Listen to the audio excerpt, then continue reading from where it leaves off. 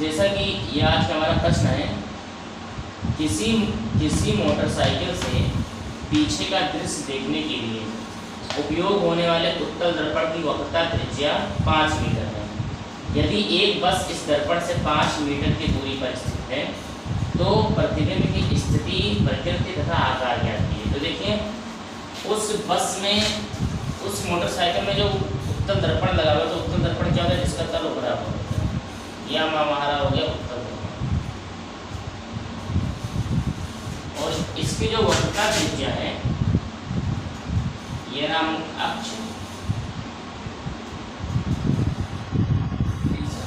और यहाँ पे पी हमारा ध्रुव हो गया, और इसका जो वक्रता त्रिज्या है यानी ये आर तक दूरी है, वक्रता त्रिज्या यानी ये जो सी तक का जो दूरी है वक्रता की वक्रता, ये है आर, इसी को हम वक्रता कहते हैं।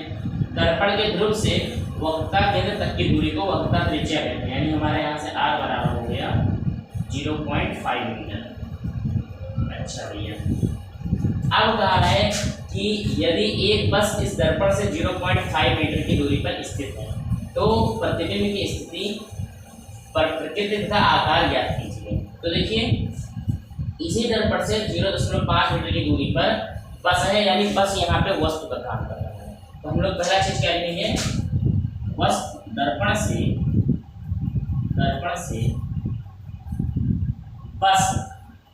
बस का मतलब वो वस्तु, यहाँ पे वस्तु का काम बस कर रहा है, वस्तु की दूरी की दर्पण से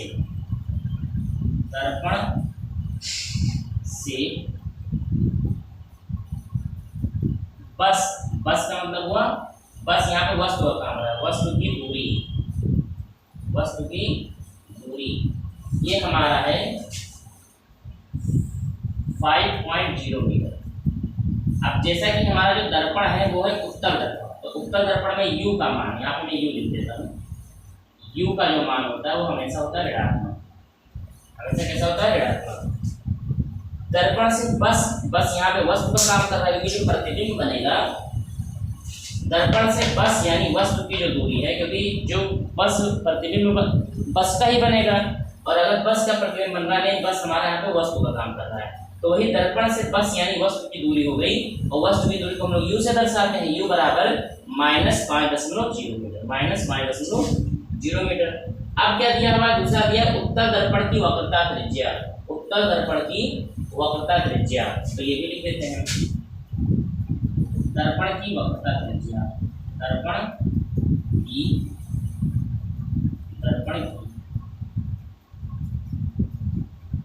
वक्रता त्रिज्या, दर्पण की वक्रता त्रिज्या। दर्पण की जो वक्रता त्रिज्या है यानी कैपिटल आर बराबर वो है हमारा बच्चों 5.0 मीटर, 5.0 मीटर। और उत्तल दर्पण के लिए जो फोकस दूरी होता है उसका मान धनात्मक होता है, और वक्रता त्रिज्या फोकस दूरी का 2 गुना होता है। तो जब फोकस दूरी ही धनात्मक होती है यानी वक्रता त्रिज्या भी हमारी धनात्मक ही होगी, तो वक्रता त्रिज्या भी हमारी धनात्मक होगी, इसलिए मैंने इसके धनात्मक चिन्ह लगाया है, ऋणात्मक चिन्ह नहीं लगाया है। अच्छा, अब थोड़ा आगे देखते हैं, ये चित्र में हटाए दे रहा हूँ।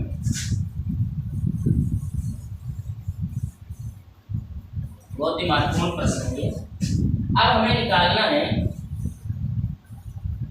प्रतिबिंब की स्थिति। पहला चीज हमें निकालना है प्रतिबिंब की स्थिति, न्यूमेरिकल पे ध्यान दीजिएगा। प्रतिबिंब की स्थिति यानी हमें निकालना है बस का जो प्रतिबिंब बनता है वो कितनी दूरी पे बनता है। स्थिति बनाने के लिए, बताने के लिए हमें दूरी तो बताना ही होगा, स्थिति का मतलब हमें दूरी बताना है कि वस्तु का प्रतिबिंब यानी बस का प्रतिबिंब कितनी दूरी पे बनता है। तो यानी हमें इसमें b का मान निकालना है। दर्पण से प्रतिबिंब, दर्पण से बस यानी प्रतिबिंब, बस यानी वस्तु, बस के बगल में ब्रैकेट में वस्तु के प्रतिबिंब की दूरी, प्रतिबिंब की दूरी, और प्रतिबिंब की दूरी को हम लोग लिखते हैं स्मॉल b से। स्मॉल b ये हमें निकालना, ठीक है। दर्पण से बस यानी वस्तु, बस यहाँ पे वस्तु का काम कर रहा है, के प्रतिबिंब की दूरी स्मॉल v बराबर, हमने क्वेश्चन मार्क किया, ये हमें निकालना है। अब हम लोग ऐसा क्या क्या फार्मूला जानते हैं कि हमें u की मदद से b का मान पता चल जाए, तो वो हम लोग एक ही फार्मूला जानते हैं, वो है हमारा 1/f यानी 1/f बराबर 1/u यानी 1/u प्लस 1/p, ये फार्मूला हम लोग जानते हैं।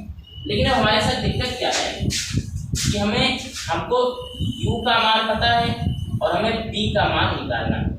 अब अगर हमें f का मान पता चल जाए तभी तो हम निकाल पाएंगे, जैसे हमें b का मान निकालना है और हमें u का मान पता है, तो हमें f का मान भी पता होना चाहिए तभी हम लोग b का मान निकाल पाएंगे।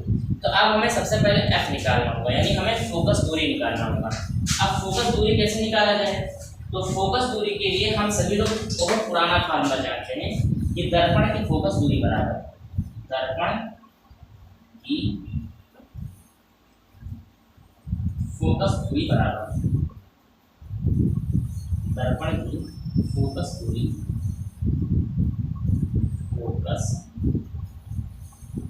दर्पण की फोकस दूरी यानी स्मॉल f बराबर, ये हमारा क्या होगा, फोकस दूरी वक्रता त्रिज्या का आधा होता है, यानी वक्रता त्रिज्या बटे 2। ये न्यूमेरिकल में पीछे लगवा चुका हूं कि जब हमें वक्रता त्रिज्या बता दी जाती थी और हमें फोकस दूरी निकालना रहता था, तो हम लोग वक्रता त्रिज्या का आधा कर देते थे, यानी वक्रता त्रिज्या बटे 2, वक्रता त्रिज्या बटे, और वक्रता त्रिज्या को हम लोग किससे दर्शाते हैं, कैपिटल R से, कैपिटल R बटे 2। और इस न्यूमेरिकल में कैपिटल R का मान कितना है, 5 मीटर, यानी 5.0 मीटर बटे,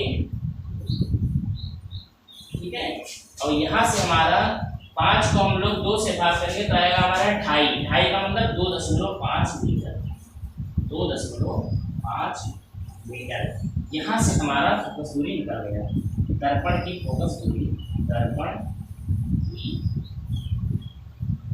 की फोकस दूरी, दर्पण की फोकस दूरी यानी स्मॉल f बराबर जो हमारा दिया है वो 2.5 मीटर, 2.5 मीटर, ये हमारा दर्पण की फोकस दूरी निकल आया। अब हमने दर्पण की फोकस दूरी निकाल ली। अब हम लोग जब हमको दर्पण की फोकस दूरी पता चल गई तो हम लोग इस फार्मूले का यूज करके b का मान निकाल लेंगे, इसी फार्मूले का यूज करके हम लोग b का मान निकाल लेंगे। तो चलिए तब तक आप लोग इसका स्क्रीनशॉट ले लीजिए और फिर हम लोग दर्पण की फोकस दूरी के b का मान निकालते हैं। मेरे ख्याल से आप लोगों ने स्क्रीनशॉट ले लिया होगा। अब हम लोग इसको मिटा करके दर्पण के लिए b का मान निकालते हैं। दर्पण का हम लोग इसमें प्रतिबिंब की दूरी यानी b का मान निकालते हैं।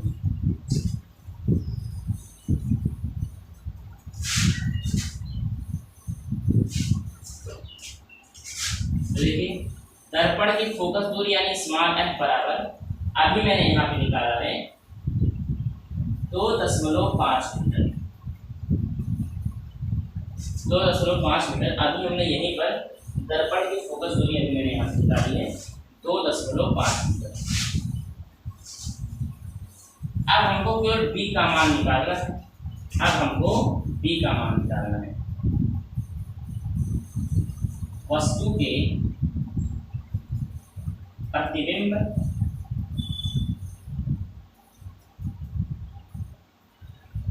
अर्थात वस्तु के प्रतिबिंब की दूरी, यानी स्मॉल b के लिए,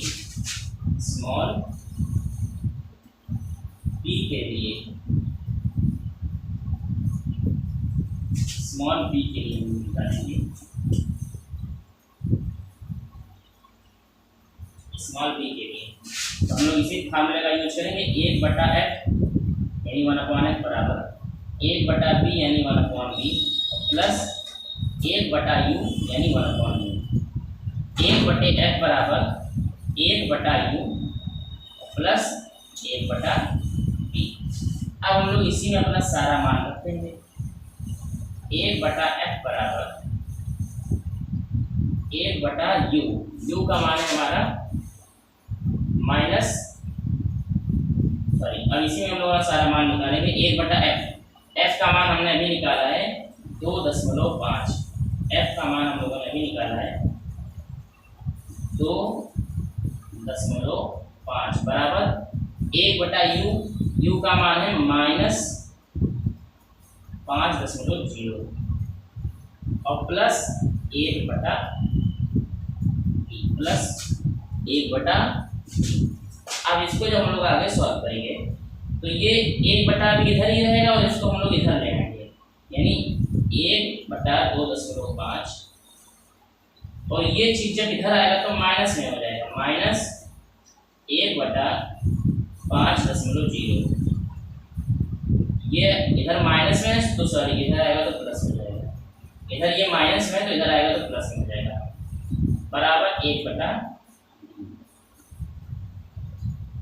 अब देखिए यहाँ पे दिक्कत क्या है, यहाँ पे ये चीज दशमलव में दिया है, यहाँ पे चीज हमको दशमलव में दिया है तो हम लोग इसको भिन्न में बदल देंगे। तो भिन्न में बदलने के लिए हम लोग क्या करेंगे, 1 बटा 25 को हम लोग भिन्न में बदलने, देखिए कैसे बदलेंगे। लिखा है 1 बटे 2.5, आप यहाँ पे दशमलव काटेंगे तो दशमलव एक अंक के बाद है तो यहाँ पे एक जीरो लग जाएगा, यहाँ पर एक जीरो लग जाएगा और फिर आप इसे ऊपर नीचे काट सकते हो, 5 दूना 10 और 5 25, यानी ये हमारा आया 2/5, ये हमारा आया 2/5। ये मैंने इसको भिन्न में कैसे बदला, ये मैंने यहाँ पे लिख दिया, मैंने इसे भिन्न में कैसे बदला ये मैंने यहाँ पे लिख दिया है। मैंने दशमलव काटा और एक अंक के बाद दशमलव था तो मैंने ऊपर एक जीरो बढ़ाया, फिर मैंने ऊपर इसे काट दिया, 5 दूना 10 5 25, यानी ये 2/5 हुआ, यानी मैं इस इतने के जगह पे 2/5 लिख सकता हूँ, इस इतने के जगह पे मैं 2/5 लिख सकता हूँ, 2/5 प्लस 1/5.0 है तो मैं इसे 1/5 लिख सकता हूँ, बराबर 1 बटा। इन दोनों का हर समान है तो एलसीएम हमारा 5 ही आएगा और ऊपर वाला ऐसे आराम से जुड़ जाएगा, 2 और प्लस 1 बराबर 1 बटा बी। फिर इसके बाद 2 और 1 3 हो गया, 3/5 बराबर 1 बटा। और फिर इसके बाद जब हम लोग 3 को 5 से भाग करेंगे तो हमारा उत्तर क्या आएगा, जब हम लोग 3 को 5 से भाग करेंगे तो हमारा उत्तर आएगा इसी तरह। यहाँ पर भाग नहीं होगा तो हम लोग दशमलव लगाएंगे और यहाँ पे जीरो पड़ेगा, 5 छक्का 30, यानी ये हमारा आया 0.6, ये हमारा कितना आया 0.6 बराबर 1 बटा बी।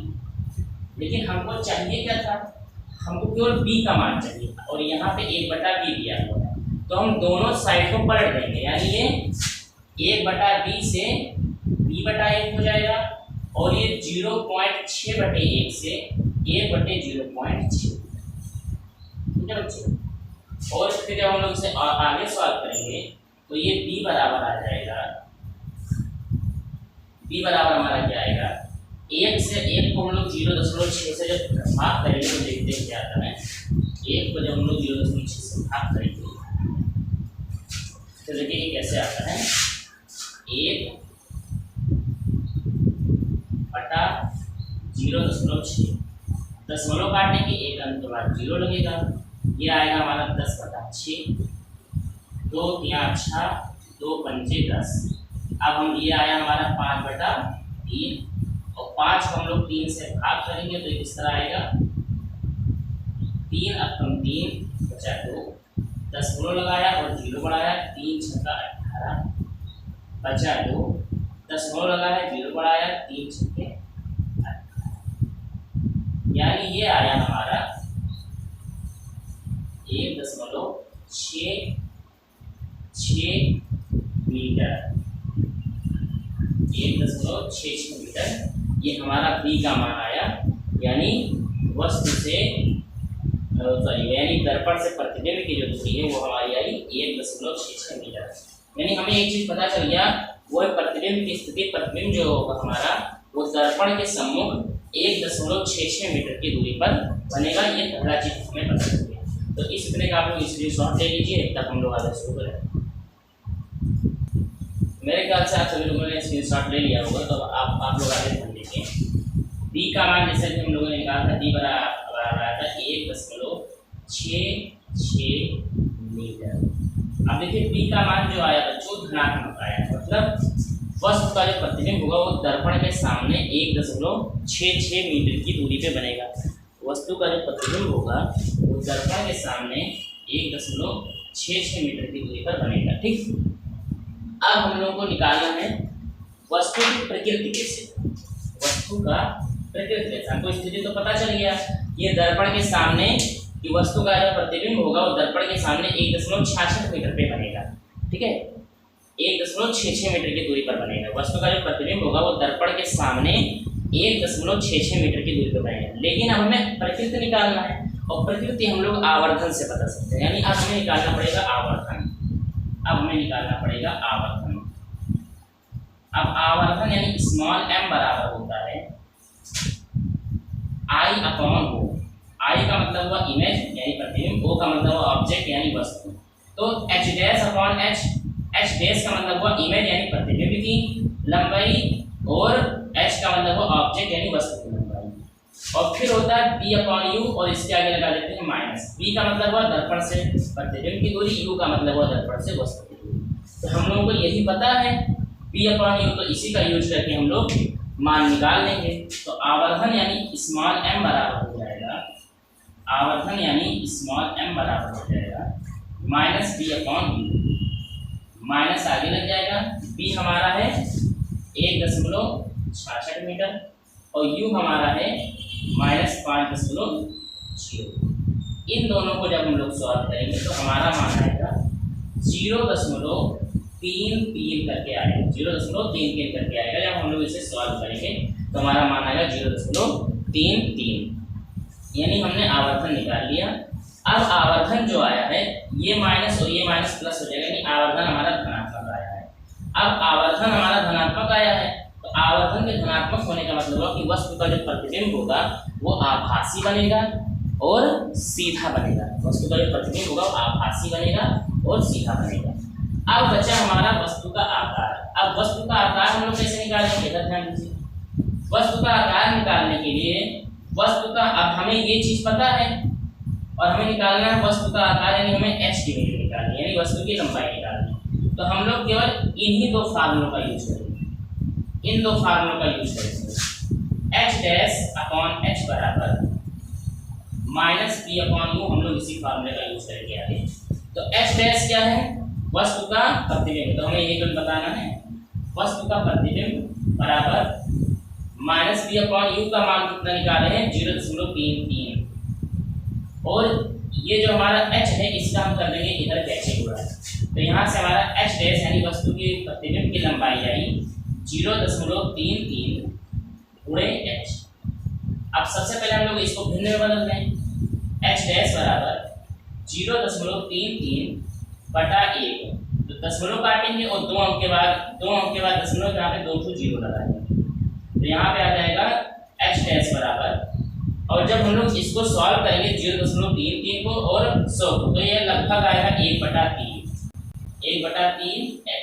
मतलब क्या हुआ कि जो प्रतिबिंब की लंबाई होगी वो वस्तु की लंबाई की 1/3 गुना होगी, वो जो प्रतिबिंब की लंबाई होगी वो वस्तु की लंबाई की 1/3 गुना होगी। तो शायद मेरे ख्याल से आपको ये चीज़ें समझ में आई होगी, तो आप लोग जल्दी से इसी तरह का स्क्रीनशॉट ले लीजिए। मेरे ख्याल से आप लोगों ने स्क्रीनशॉट ले लिया होगा, तो आप हम लोग इस निवेदन में आगे की ओर चलते हैं। तो चलिए ध्यान दीजिए, अभी हमने जैसे ये चीज निकाला है, तो यहाँ से जो हमारा आएगा यहाँ पे लिखेंगे वस्तु का प्रतिबिंब। आवर्धन हमारा जो आएगा धनात्मक है, यानी वस्तु का प्रतिबिंब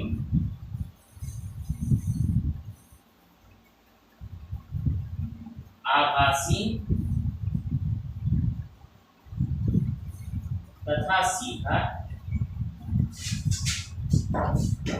आभासी सीधा वस्तु का प्रतिबिंब आभासी तथा सीधा। वस्तु का जो प्रतिबिंब है वो हमारा आभासी तथा सीधा, वस्तु का जो प्रतिबिंब वो आभासी तथा सीधा तथा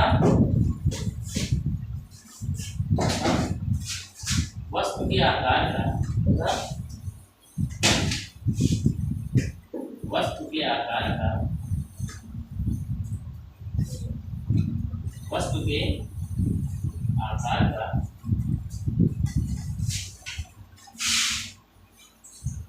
एक बटा तीन गुना होगा, एक बटा तीन गुना होगा। तो हमने सारी चीज निकालनी। दर्पण से वस्तु यानी बस के प्रतिबिंब की दूरी हमने निकाली, वो हमने निकाला था 1.66 मीटर, 1.66 मीटर। तो यहीं से हमारा न्यूमेरिकल खत्म होता है। सबसे पहले पूछा था प्रतिबिंब की स्थिति, यानी दर्पण से वस्तु यानी बस के प्रतिबिंब की दूरी हमने निकाली 1.66 मीटर, वस्तु हमें पता चल गया। प्रकृति के लिए हमने आवर्धन निकाला, उसका मान जो है आवर्धन का धनात्मक आया। तो आवर्धन जब धनात्मक आता है तो वस्तु का प्रतिबिंब आभासी और सीधा बनेगा। तीसरा चीज आकार पूछा था, तो हमने आकार भी आवर्धन से निकाला कि वस्तु के आकार का 1/3 गुना होगा। वस्तु का प्रतिबिंब आभासी तथा सीधा तथा वस्तु के आकार का 1/3 गुना होगा। तो यहीं से हमारा ये मोस्ट इंपॉर्टेंट न्यूमेरिकल खत्म होता है और हम लोग मिलेंगे अपने नेक्स्ट न्यूमेरिकल में।